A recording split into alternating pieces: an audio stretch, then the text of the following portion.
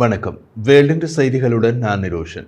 2000 ஆண்டுகளின் முற்பகுதியின் பின் மேற்கு கரை பாலஸ்தீன பிரதேசத்தில் இஸ்ரேலின் மிகப்பெரிய இராணுவ நடவடிக்கை 3வது வாரத்துக்குள் நுழைந்த நிலையில் ஊடக அறிக்கைகளின்படி இஸ்ரேலிய படைகள் ஆக்கிரமிக்கப்பட்ட மேற்கு கரையில் குறைந்தது 4 பாலஸ்தீனியர்களை கொன்றுள்ளனர்.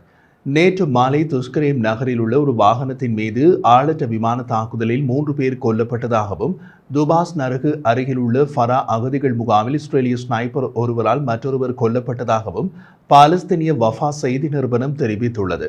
துல்கரேம் மீதான இஸ்ரேலிய ஆளற்ற விமான தாக்குதலில் வாகனம் மற்றும் அருகிலுள்ள வீடு தீப்பற்றி கொண்டதாக வஃபா தெரிவித்துள்ளது. மேலும் ஃபராவில் இஸ்ரேலிய துப்பாக்கி ஸ்னைப்பர் 46 வயதான சுஃபியான் யவாத் ஃபயஸ் அப்துல் ஜவாத்தை இதயத்தில் சுட்டுக் கொன்றார் என்றும் நிறுவனம் தெரிவித்துள்ளது. இஸ்ரேலிடமிருந்து உடனடி கருத்து எதுவும் தெரிவிக்கப்படவில்லை. ஆகஸ்ட் 28ஆம் தேதி மேற்கு கரையில் தொடங்கப்பட்ட இஸ்ரேலின் பெரிய அளவிலான இராணுவ நடவடிக்கையின் மொத்த இறப்பு எண்ணிக்கையினை இந்த கொலைகளின் பின் குறைந்தபட்சம் 50ஆக கொண்டு சென்றன. அதிகாலையில் டுபாஸ் மீது நடத்தப்பட்ட வான் தாக்குதலில் கொல்லப்பட்ட 5 பேரும் இதில் அடங்குவர். பாலஸ்தீனிய கைதிகள் சங்கத்தின் கூற்றுப்படி புதன்கிழமை இரவு முதல் மேற்கு கரை முழுவதும் சுமார் 40 பேரை கைது செய்துள்ளனர். கைது செய்யப்பட்டவர்களில் ஒருவர் சிகிச்சை பெற்று வந்த மருத்துவமனையில் இருந்து வெளியேற்றப்பட்டதாக பாலஸ்தீனிய கைதிகள் சங்கம் வியாழக்கிழமை கூறியது. காசாவில் போர் தொடங்கிய அக்டோபர் 7 முதல் கைது செய்யப்பட்ட மொத்த பாலஸ்தீனியர்களின் எண்ணிக்கை 10,700 எட்டியுள்ளது. மேற்கு கரையில் உள்ள பாலஸ்தீனிய ஆயுத இயக்கங்களை குறிவைப்பதாக கூறி இஸ்ரேலிய ராணுவம் நடத்தும் தாக்குதல் காசா பகுதியில் அக்டோபர் 7ஆம் தேதி முதல் 41,000க்கும் அதிகமான பாலஸ்தீனியர்களை கொன்ற தாக்குதலோடு இணையாக மேற்கு கரையில் நடக்கிறது. மேற்கு கரை நடவடிக்கை பெரும்பாலும் பிரதேசத்தின் வடக்கு பகுதியான துல்கரேம், டுபாஸ் மற்றும் ஜெனின் ஆகியவற்றில் குவிந்துள்ளது.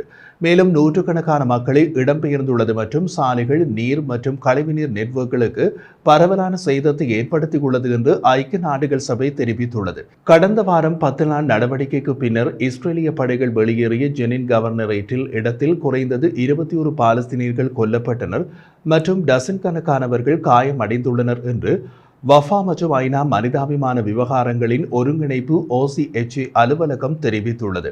மேற்கு கரையின் நிலைமை குறித்து சமீபகால புதுப்பிப்பில் ஜெனினில் இஸ்ரேலின் செயல்பாடு 1000 குடும்பங்களை இடம்பெயர்ந்ததாக OCHA கூறியது. அவர்களில் பெரும்பாலானோர் தங்கள் வீடுகளுக்கு திரும்பிவிட்டனர். ஆனால் 102 குழந்தைகள் உட்பட குறைந்தது 297 பேர் இஸ்ரேலிய படைகள் அவர்களது வீடுகளை வாழ தகுதியுடையதாக்கிய பின்னர் மீண்டும் இடம்பெயர்ந்துள்ளனர்.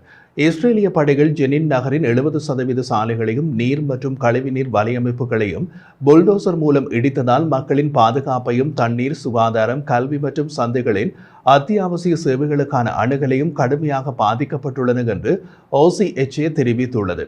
அழிவின் விளைவாக ஜெனின் அகதிகள் முகாம் மற்றும் அதன் சுற்றுப்புறங்களில் வசிக்கும் சுமார் 35,000 மக்களுக்கு ஆகஸ்ட் 28 முதல் நீர் விநியோகம் துண்டிக்கப்பட்டுள்ளது என்று அது கூறியது.